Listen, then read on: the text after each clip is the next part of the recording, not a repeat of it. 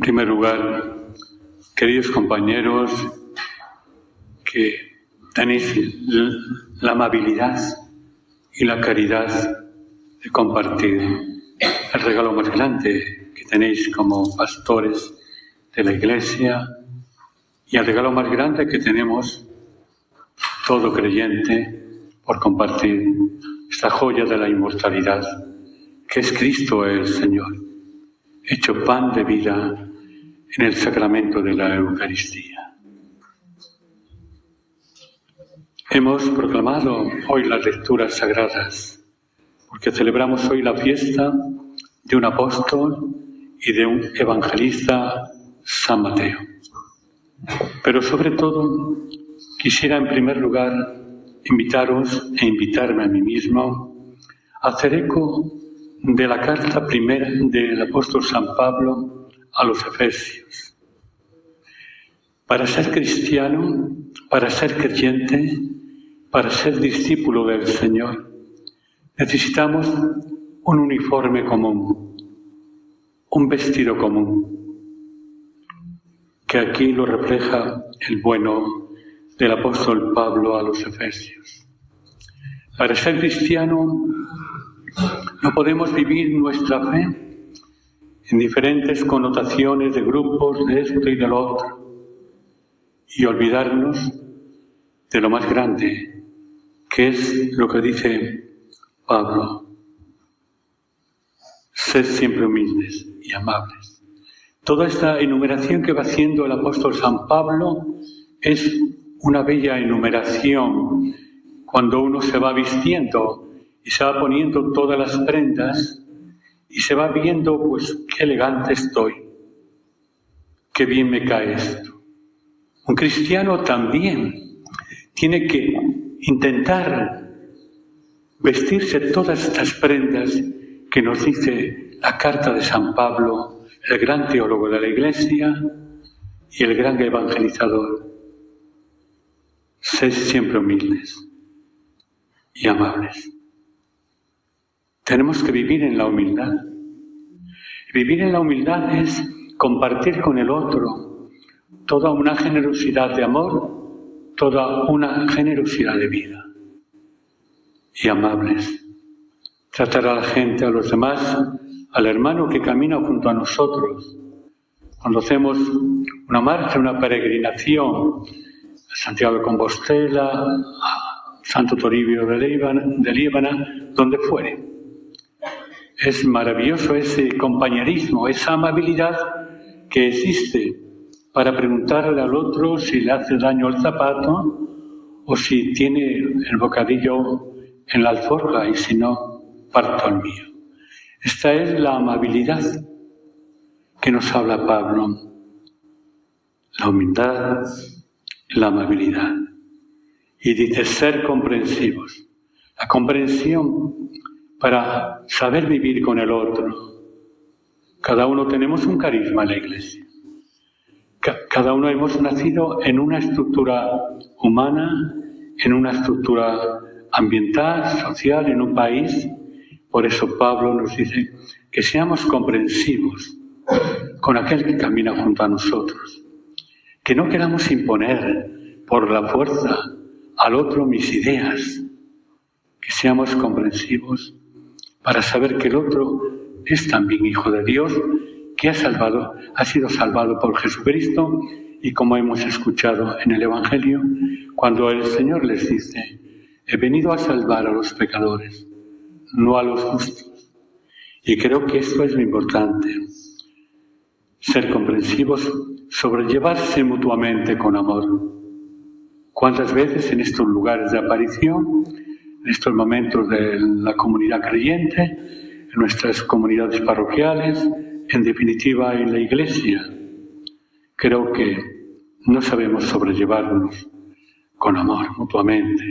Cada uno dispara en un sentido, cada uno afronta esta idea y así tenemos una Iglesia desnortada, una comunidad totalmente rota. Lo importante es, como dice Pablo a continuación, esforzaos en mantener la unidad del Espíritu.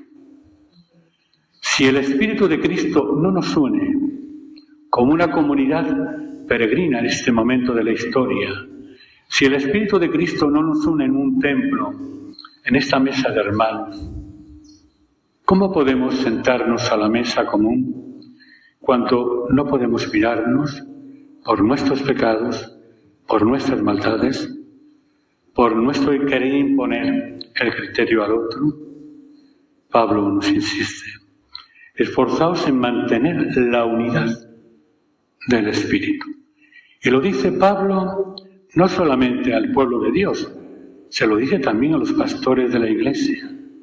¿Creéis vosotros que los pastores de la Iglesia estamos unidos por un mismo espíritu? ¿O creemos que cada uno tenemos un espíritu distinto según la mitra? ¿O según el vestimento? ¿O según la capacidad de hablar o no hablar? No, hermanos. El espíritu es un don de Cristo a todos, para todos, y para poner al servicio del bien común de la comunidad todo aquello que nos tiene que identificar como hermanos. Y creo que con el vínculo de la paz, cuando estamos unidos por el Espíritu Santo, reina la paz. Pero cuando uno cree que tiene el Espíritu Santo en propiedad, este obispo, este papa, este sacerdote, creemos que somos los mejores, el pobre espíritu tiene que recluirse en la sacristía de los templos porque no le hacemos caso. No olvidéis que el Espíritu Santo es el gran desconocido, tal vez para la Iglesia. Se va a celebrar un sínodo, dentro de poco, un sínodo de la Iglesia Universal, 270 obispos, 70 seglares creo que son, y esto es un tema muy serio. Y es un momento, como he rezado yo antes, para orar, para que estos obispos procuren que la mitra no crezca, sino crezca el amor al hermano, a este obispo, al otro, y comprenderse, y sobre todo buscar en este sínodo el vínculo del Espíritu Santo, y cuyo vínculo del Espíritu Santo no pasa por alto la tradición de la Iglesia, no pasa por alto algo que ha hecho la Iglesia y que hoy vivimos de esa tradición y que ha enriquecido, y que muchos hombres y mujeres que han muerto han vivido una fe sencilla, una fe basada en el catecismo, una fe basada en las lecturas de la palabra de Dios. Y un solo espíritu es el que puede alentar a esta Iglesia. Creo que es importante, a la luz de este acontecimiento que parece que, los obispos dirán lo que quieran. No. Es la voz de la Iglesia. Tiene que ser la voz del Espíritu Santo la que hable ante 270 obispos del mundo y que mueva aquellos corazones para que nadie se desmadre por ideologías y comportamientos totalmente distintos al sentir de Cristo y de la Iglesia. San Pablo en su carta dice: como una sola es la esperanza de la vocación a la que habéis sido convocados. Hemos sido convocados por la esperanza de la vocación bautismal que nos ha insertado en la Iglesia, donde Dios, como el Padre al Hijo pródigo, le viste la túnica de fiesta cuando hemos recibido el bautismo. Hemos recibido la gracia de ser hijos de Dios, de ser sacerdotes, profetas y reyes, por el bautismo, la imposición del crisma. Y creo que esto es muy importante. Es más, dice Pablo, esto es muy serio. Un Señor es Cristo, porque corremos el riesgo, en este momento de confusión eclesial y en estos lugares de apariciones de la Virgen, que cada uno se fabrica un Dios a su estilo. Y mi Dios es el mejor que el tuyo, el del otro. No, no. Por eso Pablo dice, un Señor, uno, nada más que uno. Y cuando vas a una comunidad, o vas a un grupo, o vas a un lugar como este, contemplas que este grupo, este otro, amparados por la buena Faustina Kowalska, por Luisa Picareta, por Padre Pío, y es como si intentásemos hacer una mansión o un fortín, cada uno a nuestro estilo. No, Señor. Un Señor.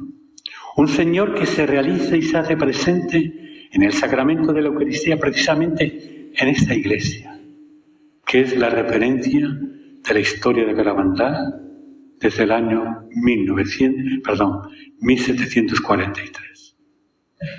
Esta es la tienda del encuentro de aquellas generaciones y sigue siendo la tienda del encuentro. Hay sitios vacíos, podemos apiñarnos, podemos de diferentes maneras celebrar lo más grande, al Señor en el sacramento de la Eucaristía.